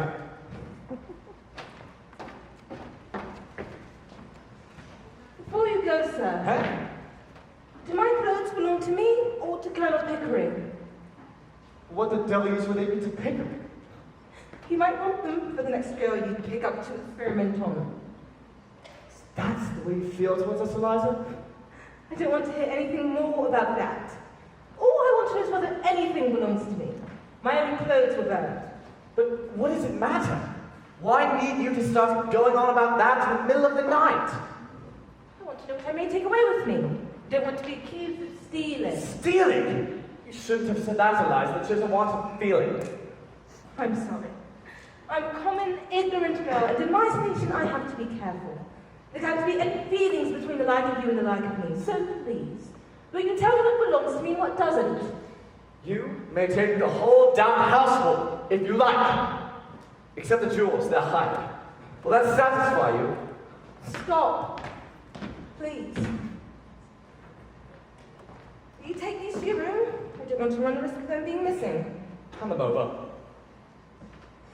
If these belong to me instead of to the jeweler, I'd ram them down your ungrateful throat! This ring isn't Judas. You bought it for me in Brighton. I don't want it now. Why did you hit me? Hit me? You infamous creature, how dare you accuse me of such a thing? It is you who have hit me. You have wounded me to the heart. I'm glad. I've got a little of my own back anyhow. You have caused me to lose my temper? A thing that has hardly ever happened to me before. I prefer to say nothing more. I'm going to bed. You'd better leave a note to Mrs. Pierce about the coffee, for she won't be told by me. Damn Mrs. Pearson, damn the coffee, and damn you, and damn my own folly in having lavished my hard-earned knowledge and the treasures of my regard and intimacy on a heartless gutter snipe.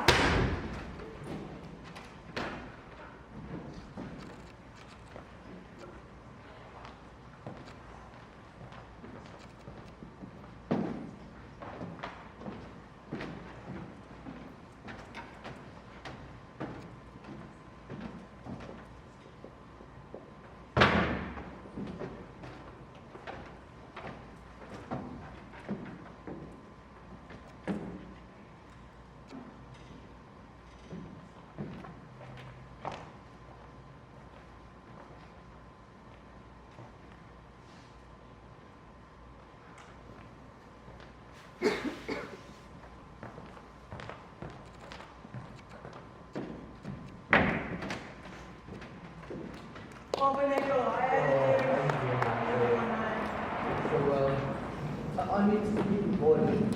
Violet, come on. Here is, please. Come on, what Peter, you? Break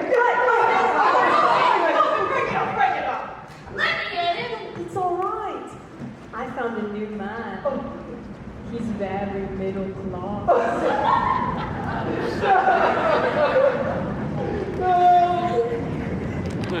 Have you noticed that Mr. Higgins and Pickering have gotten rather close lately? The Colonel has come back from India to live with Professor Higgins. I've heard they've been quite affectionate roommates. I do hope there's nothing improper going on.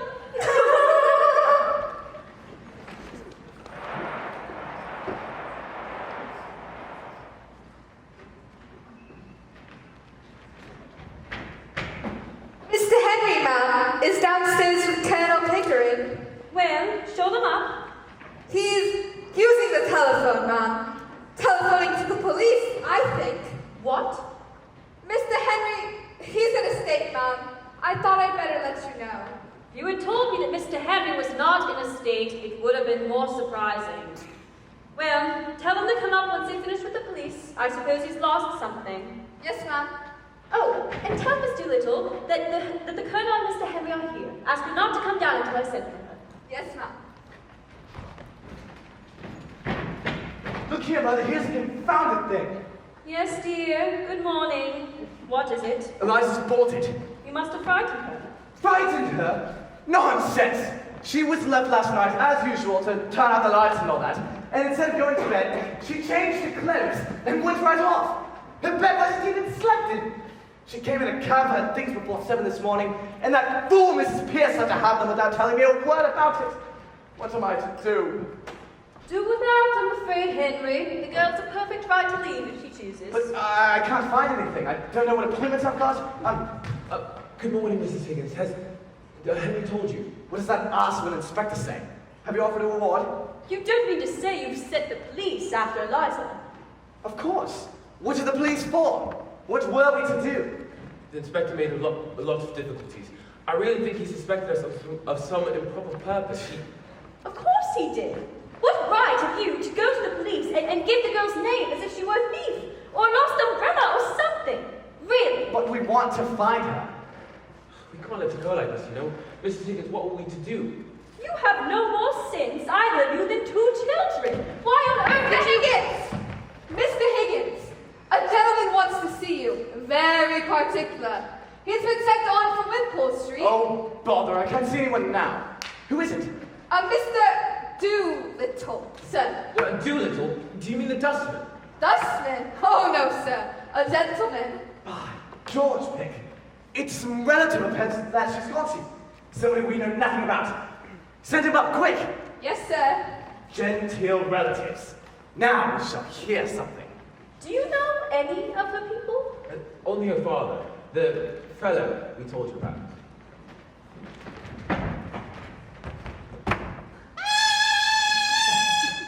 Mr. Doolittle. See here? Do you see this? You done this?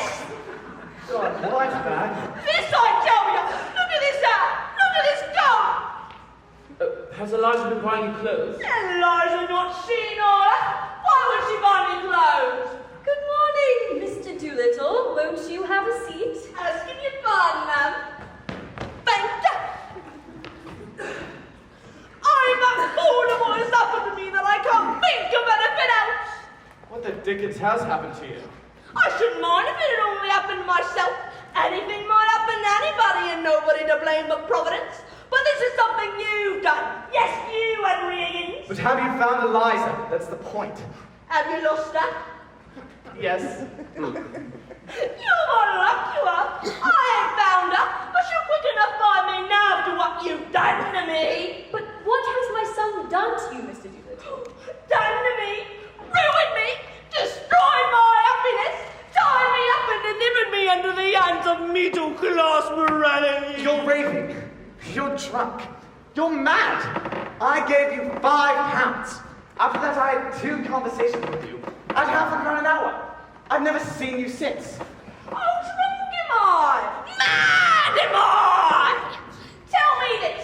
Did you or did you not write a letter to an old lawyer in America that was given $5 million to found this more reform World League societies all over the world, and then want you to learn a universal language for him?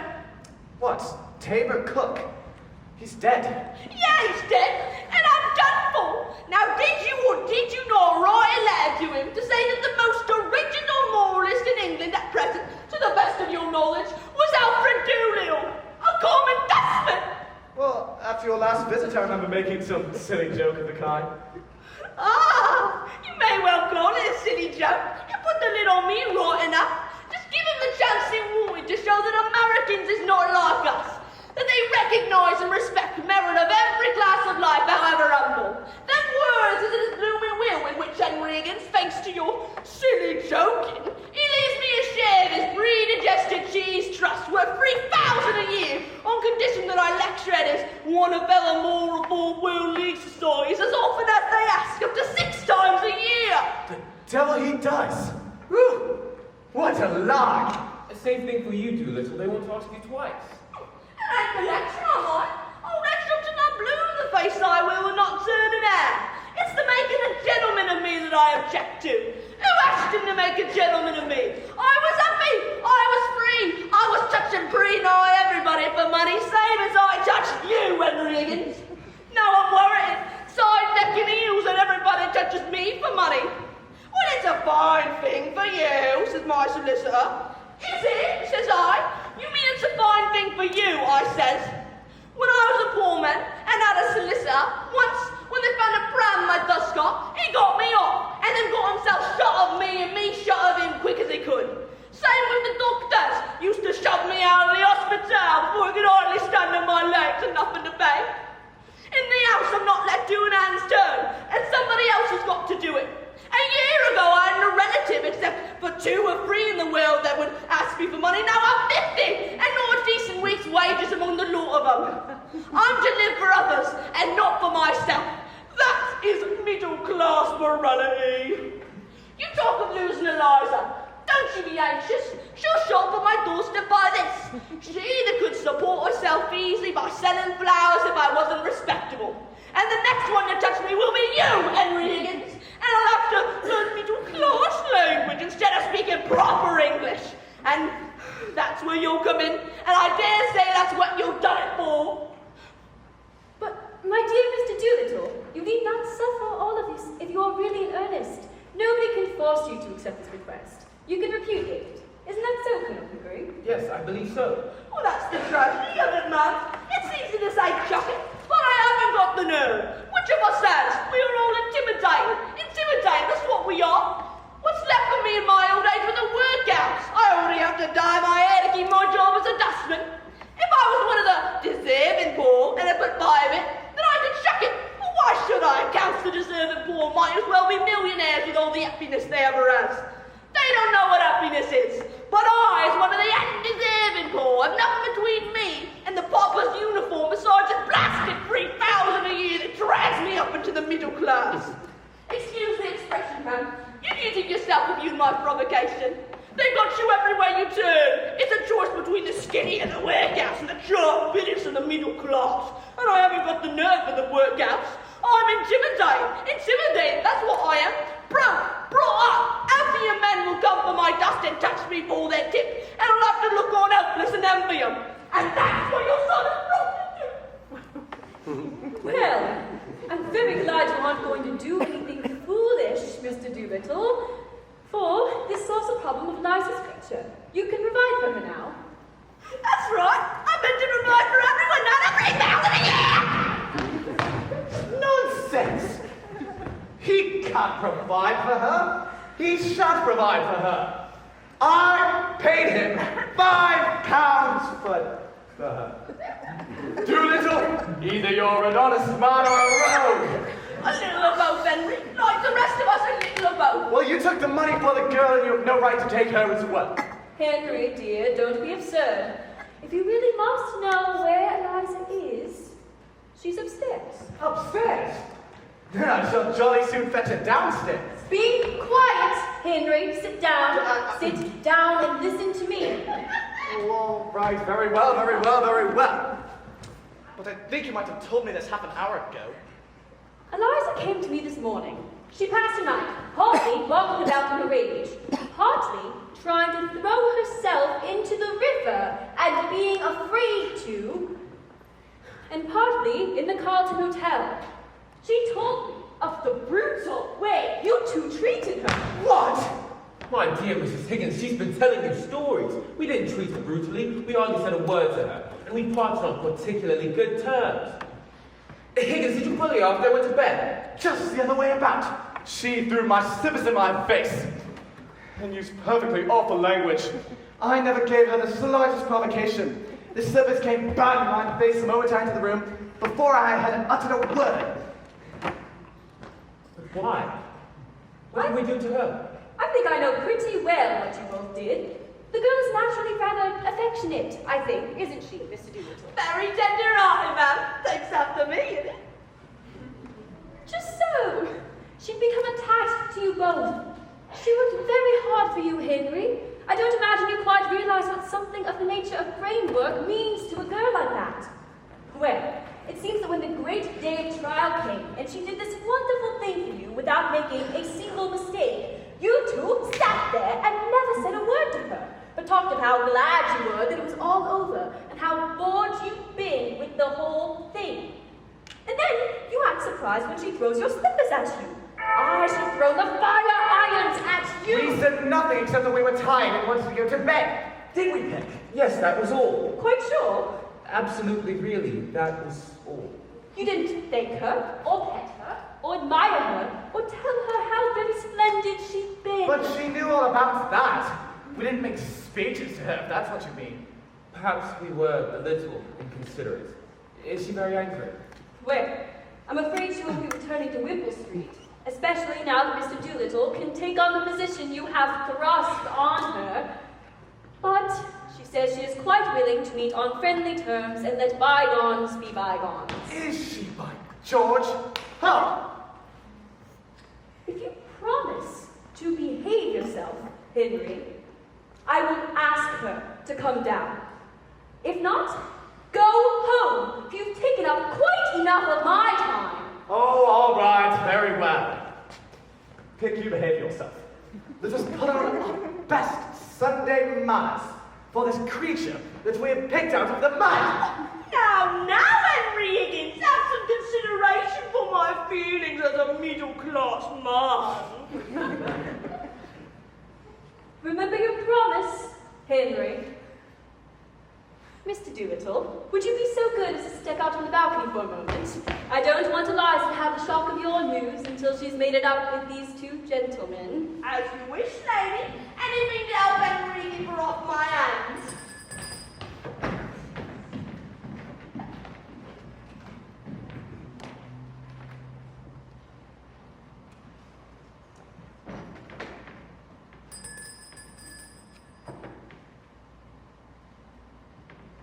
Well, be good, Henry. I'm behaving myself perfectly. He's doing his best.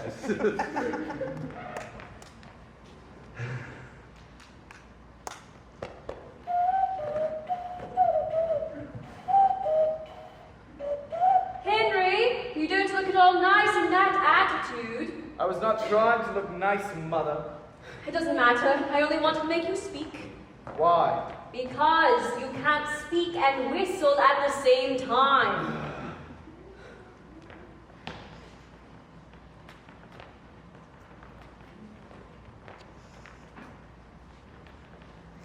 Where the devil is that girl? Are we to wait out here all day? How do you do, Professor Higgins? Are you quite well? But, of course you are. You are never ill. So glad to see you again, Colonel Pickering. Quite chilly this morning, isn't it? Don't you dare try this game on me. I taught it to you and it doesn't take me in. Now get up and come home. And don't be a fool. Very nicely put indeed, Henry. No woman could resist such an invitation. Oh, you let her alone, Mother. Let her see. Let her speak for herself. You will jolly soon see whether she has an idea that I haven't put in her head, or a word that I haven't put in her mouth. I tell you, I have created this thing out of the squashed cabbage leaves of Covent Garden, and now she pretends to play the fine lady with me. Yes, dear, but you'll sit down, won't you? Will you drop me altogether now that the experiment is over, Colonel? Oh, don't. You mustn't think of it as an experiment. It shocks me somehow. Oh, I'm only a squashed cabbage leaf. No! But I owe so much to you that I should be very unhappy if you forgot me. Well, it's very kind of you to say, Miss Doolittle. It's not because you paid for my dresses. I know you are generous to everybody with money. But it was from you that I learned really nice manners. You see, really and truly, it was so very difficult for me with the example of Professor Higgins always before me. I was brought up to be just like him, unable to control myself and using bad language at the slightest provocation. Though I should never have known that ladies and gentlemen don't behave like that if you hadn't been there. Well, that's only his way, you know. He doesn't mean it. I didn't mean it either when I was a flower girl. It was only my way. But I did it. And that's what makes the difference after all. No doubt. Still, he taught you to speak, and I couldn't have done that, you know. Of course, that is his profession. Damnation! It was just like learning to dance in the fashionable way. There was nothing more than that in it.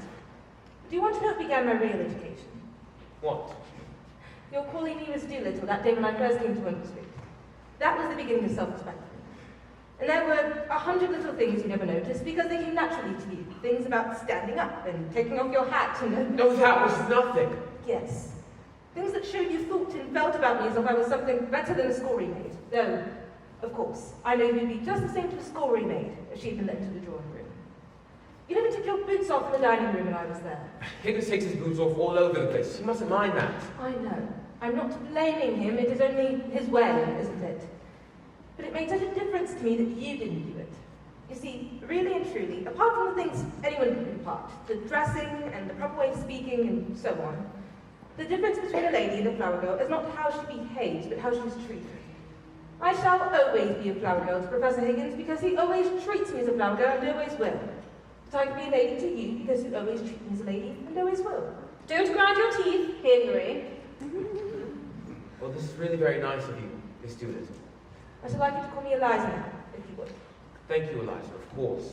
And I should like Professor Higgins to call me Miss Doolittle. I'll see you down first. Oh, Henry! Henry, really? Why don't you slink back at him? Don't stand it. It can do him lots of good. I can't. I could have done it once, but I can't go back to it. Last night, when I was wandering about, a girl spoke to me. And I tried to get back into the old way with her, but it was no use. You told me, you know, that when a child is brought to a foreign country, it picks up the language in a few weeks and forgets its own. Well, I'm a child in your country. I have forgotten my language and can speak nothing but yours. That's the real break-off between the corner of Tottenham Court Road. Leaving Wimble Street finishes it. Oh, but you're coming back to Wimble Street, aren't you? You'll forgive Higgins. Forgive? Will she, by George? Let her go. Let her find out how she can get on without us. She will relapse into the gutter in 3 weeks without me at her elbow. He's incorrigible, Eliza. You won't relapse, will you? No, not now, never again. I don't believe I could utter one of those old sounds if I tried. Ow! Aha! Just so. Ow! Ow! Ow! Victory! Victory! Can you blame the girl? Oh, don't look at me like that, Liza. It ain't my fault of coming to money. You must have touched a millionaire this time, Dad. I am, and I've just something special today. I'm going to St. George's Hanover Square. Your stepmother's going to marry me. You're letting yourself down to marry that low, common woman. He ought to, Eliza. Why has she changed her mind? Intimidated, Governor, intimidated. Middle-class morality claims its next victim.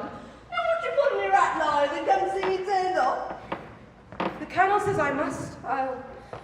I'll demean myself and get insulted for my pains like enough. Oh, don't you be afraid. She never goes to words with anyone now, poor woman. Respectability has broke all the spirit out of her. Be kind to them, Eliza. Make the best of it. Oh, well, just to show that there's no ill feeling. I'll be back in a moment. I feel uncommon nervous about the ceremony, Colonel. I do wish you'd come see me through it. But you've been through it before, man. You were married to Eliza's mother. Who told you that? Well, nobody saw me, but I concluded naturally No, that... That ain't the natural way. It's only the middle class way. My way has always been the undeserving way. But don't say nothing, Eliza. She don't know. I've always made it a delicacy about telling her. Quite right. We'll leave it at so, if you don't mind. And you'll come to the church and see me put through. With pleasure, as far as a bachelor can.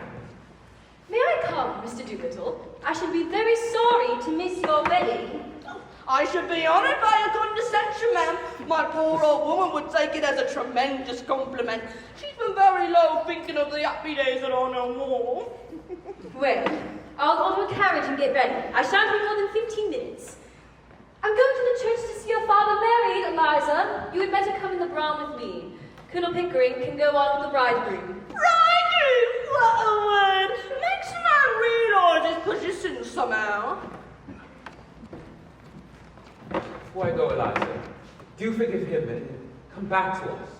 I don't think Papa would allow me, would you, Dad?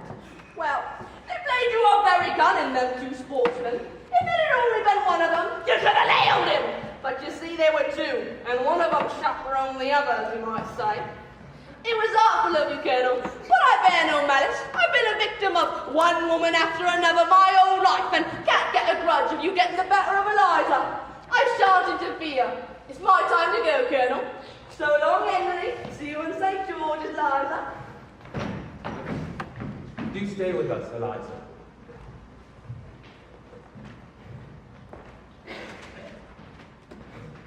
Well, Eliza, you've had a bit of your own back, as you call it. But have you had enough? And are you going to be reasonable? Or do you want any more? You want me back only to put up with your tempers and pick up your slippers and fetch and carry for you. I haven't said I wanted you back at all. Indeed. Then what are we talking about? About you, not about me. If you come back, I shall treat you just as I've always treated you. I can't change my nature, and I don't intend to change my manners. My manners are exactly the same as Colonel Pickering's. That's not true. He treats a flower girl as if she were a duchess. And I treat a duchess as if she were a flower girl. I see. The same to everybody. Just so. Like father. Without accepting the comparison at all, Eliza, it's quite true that your father is not a snob, and that he will be quite at home in any station in life to which his eccentric destiny may call him. The great secret, Eliza, is not having bad manners or good manners or any particular sort of manners, but having the same manner for all human souls. In short, behaving as if you were in heaven, where there are no third-class carriages and one soul is as good as another. Amen. You are a born preacher. The question is not whether I treat you badly, but whether you have ever heard me treat anyone else better. I don't care how you treat me. I don't mind your swearing at me. I don't mind a black eye. I had one before this. But I won't be passed over. Get out of my way, bro. Stop for you. Talk about me as if I were a motor bus. So, you are a motor bus. Oh, bounce and go, and no consideration for anyone. But I can do without you. Don't think I can't. I know you can. I told you you could. I know you did, you brute. You wanted to get rid of me. Liar. Thank you. You never asked yourself, I suppose, whether I can do without you. Don't you try to get round me. You'll have to do without me. I can do without anyone. I have my own soul, my own spark of divine fire. But I shall miss you, Eliza. I've learned something from your idiotic notions. I confess that humbly and gratefully. And I've grown accustomed to your voice and your appearance. I like them, rather. Well, you have both of them on your gramophone and in your book of photographs. When you feel lonely without me, you can turn the machine on. It's got no feelings to hurt. I can't turn your soul on. Leave me those feelings and you can take away the voice and the face. They are not you. You are a devil! You can twist the heart of girls easy as some could twist her arms to hurt her. Mrs. Pierce warned me. Time and again she's wanted to leave you, but you always walk round her at the last minute, and you don't care a bit for her. And you don't care a bit for me. I care for life, for humanity, and you are a bit of it. that has come my way and been built into my house. What more can you or anybody ask? I won't care for anyone that doesn't care for me. Commercial principles, Eliza? Like soil and violets, isn't it? Don't sneer at me. It's mean to sneer at me. I have never sneered in my life. Sneering doesn't become either the human face or the human soul. I am expressing my righteous contempt for commercialism. I don't and won't trade in affection. You call me a brute because you couldn't buy a claim on me by fetching my slippers and finding my spectacles. You were a fool. I think a woman fetching a man's slippers is a disgusting sight. Did I ever fetch your slippers? If you come back for the sake of good fellowship, for you'll get nothing else. You've had 1,000 times as much out of me as I have out of you. And if you dare to set up your little dog's tricks, fetching and carrying slippers against my creation of a Duchess Eliza, I'll slam the door in your silly face. What did you do it for if you didn't care for me? Why, because it was my job. You never thought of the trouble it would make for me? Would the world have ever been made to make her afraid of making trouble? Making life means making trouble. There's only one way of escaping trouble, and that's killing things. Cowards, you'll notice, are always shrieking to have troublesome people killed. I'm no preacher. I don't notice things like that. I notice that you don't notice me. Eliza, you're an idiot. I waste the treasures of my Miltonic mind by spreading them before you. Once for all, understand that I go my way and do my work without caring tuppence what happens to either of us. I'm not intimidated like your father and your stepmother, so come back or go to the devil. Which you please. What am I to come back for? For the fun of it. That's why I took you on. And you may throw me out tomorrow if I don't do everything you want me to. Yes, and you may walk out tomorrow if I don't do everything you want me to. And live with my stepmother. Yes, or sell flowers. If I only could go back to my flower basket. I should be independent of both you and my father and all the world. Why did you take my independence from me? Why did I give it up? I'm a prisoner now from my fine clothes. Not a bit. I'll adopt you as my daughter and settle money on you if you like. Or would you rather marry Pickering? I wouldn't marry Hugh if you asked me. You're near my age and what he is. Then he is, not then what he is. I'll talk as I like. You're not my teacher now. I don't suppose Pickering would, though. He's as confirmed an old bachelor as I am. That's not what I want, and don't you think it? I've always had Jackson of wanting me like that. Freddie Hill writes to me twice and 3 times a day, sheets and sheets. Damn his impudence! He's a right to if he likes. You have no right to encourage him.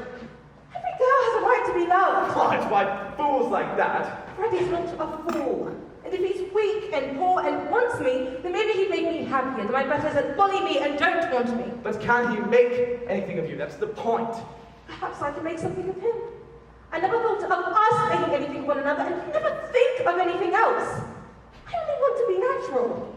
In short, you want me to be as infatuated with you as Freddie. Is that it? No, I don't. That's not the sort of feeling I want from you, and don't you be too sure of yourself or of me. I could have been a bad girl if I liked. I've seen more some things than you have for all your learning. Girls like me can drag gentlemen down and make love to them easy enough and then wish each other dead for the next minute. Of course they do. Then what in thunder are we quarreling about? I want a little kindness. I know, I'm a common, ignorant girl, and you, a poor clad gentleman, but I'm not dirt under your feet. What I did, it's not for the dresses and the taxis, but because we were pleasant together, and I came to care for you. Not to want you to make love to me, and not forgetting the difference between us, we're all friendly like. Well, of course. That's just how I feel. And how Pickering feels. Eliza, you're a fool. That's not the proper answer to give me. It's all you'll get until you stop being a common idiot. It's not going to be a lady. You'll have to give up feeling neglected if the men you know don't spend half their time sniveling over you and the other half giving you black eyes. If you can't stand the coldness of my life and the strain of it, go back to the gutter. Work till you're more a brute than a human being, and then cuddle and squabble and drink till you fall asleep. Oh, it's a fine life, the life of a gutter. It's real, it's warm, it's violent. You can feel it through the thickest of skin. You can taste it, smell it, without any training or any work. Not at all like science and literature, classical music and philosophy and art. You find me cold, unfeeling, selfish, do you? Very well then. Be off with you to the sort of people you like. Marry some sentimental hog or other with lots of money and a thick pair of lips to kiss you with and a thick pair of boots to kick you with. If you can't appreciate what you've got, you'd better get what you can appreciate. You are a cruel tyrant. I can't talk to you. I am always in the wrong. You turn everything against me, but you know very well all the time that you are nothing but a bully. You know I can't go back to the gutter, as you call it, and that I have no real friends but you and the Colonel. And it's wicked and cruel of you to insult me by pretending that I could. You think I must go back to Wimpole Street because I have nowhere else but father's. But don't you be too sure that you have me under your feet to be trampled on and called names. I will marry Freddie, I will. As soon as he's able to support me. Rubbish! You shall marry an ambassador. You shall marry the Governor General of India, or the Lord Lieutenant of Ireland, or somebody who wants a deputy queen. I'm not going to have my masterpiece thrown away on Freddie. You think I lied to you to say that? I haven't forgotten what you told me a minute ago. No one be coaxed around as if I were a baby or a puppy. If I can't have kindness, I will have independence. Independence? That's middle-class blasphemy. We're all dependent on one another, every soul of us on earth. I'll let you see whether I'm dependent on you. If you can preach, I can teach. I'll go and be a teacher. And what do you teach, in heaven's name? What you taught to me? I'll teach phonetics. Ha! I'll offer myself as an assistant to Professor Nepion. What? That's in Boston. That humbug, that dirty ignoramus. Teach him my methods, my discoveries. You take one step in his direction and I'll wring your neck to you. Bring away. What do I care? I knew you'd strike me someday. Now I know how to deal with him. What a fool I was to not think of it before. You can't take away the knowledge you gave me. You said I had a finer ear than you, and I could be kind and civil to people, which is more than you can. That's done you, Henry Higgins, it has. Now I don't care that for your bullying and big talk. I'll advertise it in the papers. That your Duchess was only a flower girl that you taught, and that you'll teach anyone how to be a Duchess, and just the same, 6 months for only 1,000 guineas. Oh, when I think of myself crawling under your feet to be trampled on and called names, when all I had to do was lift up only a finger to be as good as you, I could just kick myself. You damned, impudent slut, you. But it's better than sniffing, better than fetching slippers and finding spectacles, isn't it? By George, Eliza, I said I'd make a woman of you, and I have. I like you like this. Yes. You make up to me now that I'm not afraid of you and can do without you. Of course I do, you little fool. 5 minutes ago, you were like a millstone around my neck. Now, you're a tower of strength, a consort battleship. You and I and Pickering can be 3 old bachelors together instead of 2 old men and a silly girl. The carriage is waiting, Eliza. Are you ready? Quite. Is the professor coming? Oh, certainly not. He can't behave himself in a church. He makes remarks out loud all the time on the clergyman's pronunciations. And I won't see you again, Professor. Goodbye. Goodbye, dear. Goodbye, Mother. Oh, by the way, Eliza, order me a ham and Stilton cheese, will you? And buy me a pair of reindeer cuffs, number 8s, and a tie to match a new suit of mine from Eel and Mittens. You can choose the color. Buy them yourself. Well, I'm afraid you've spoiled the girl, Henry, but never mind, dear. I'll buy you the tie and the gloves. Oh, don't bother. She'll buy them, all right. Goodbye, Mother.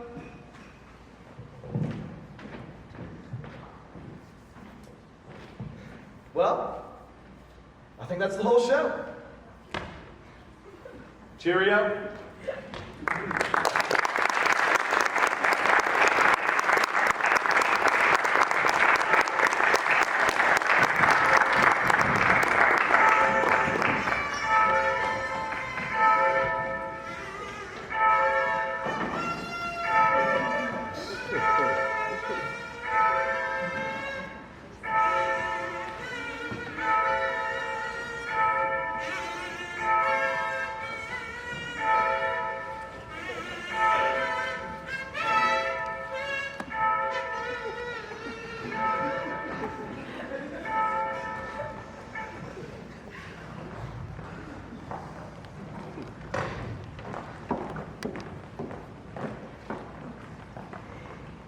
Do you, Alfred Doolittle, take this woman to be your lawfully wedded wife?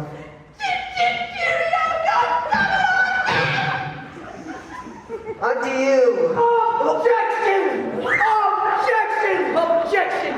Finally, please come back to me. I swear I was only unfaithful 1, 2, 3 times. I swear. I think you're 3 by 10! Doolittle, you blibbering idiot! Just remember 2 weeks ago you were stealing money out of people's pockets. Now you're stealing my wife! Ah, you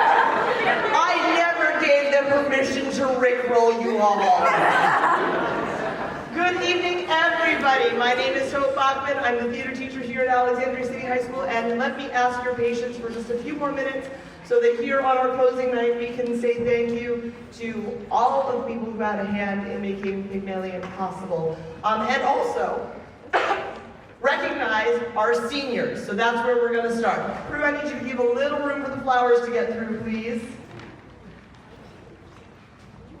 Here we go. All right, seniors, first of all, if I have missed someone, please correct me now. Don't wait until the cast party to say you. And 2, if I mispronounce your name, please forgive me. So, our seniors in this production begin with the cast and Nia Johnson.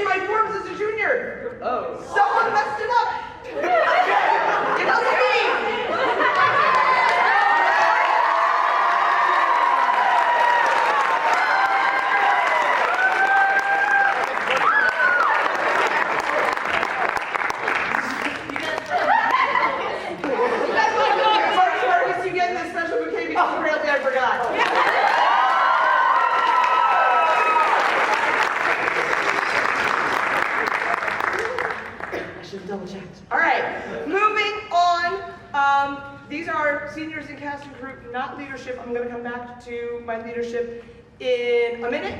I have many grown-ups to thank, starting with my once and future and always lighting and sound support, Pat Smith.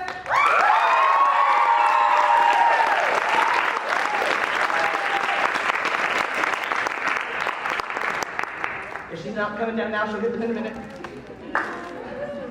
Our box office maid,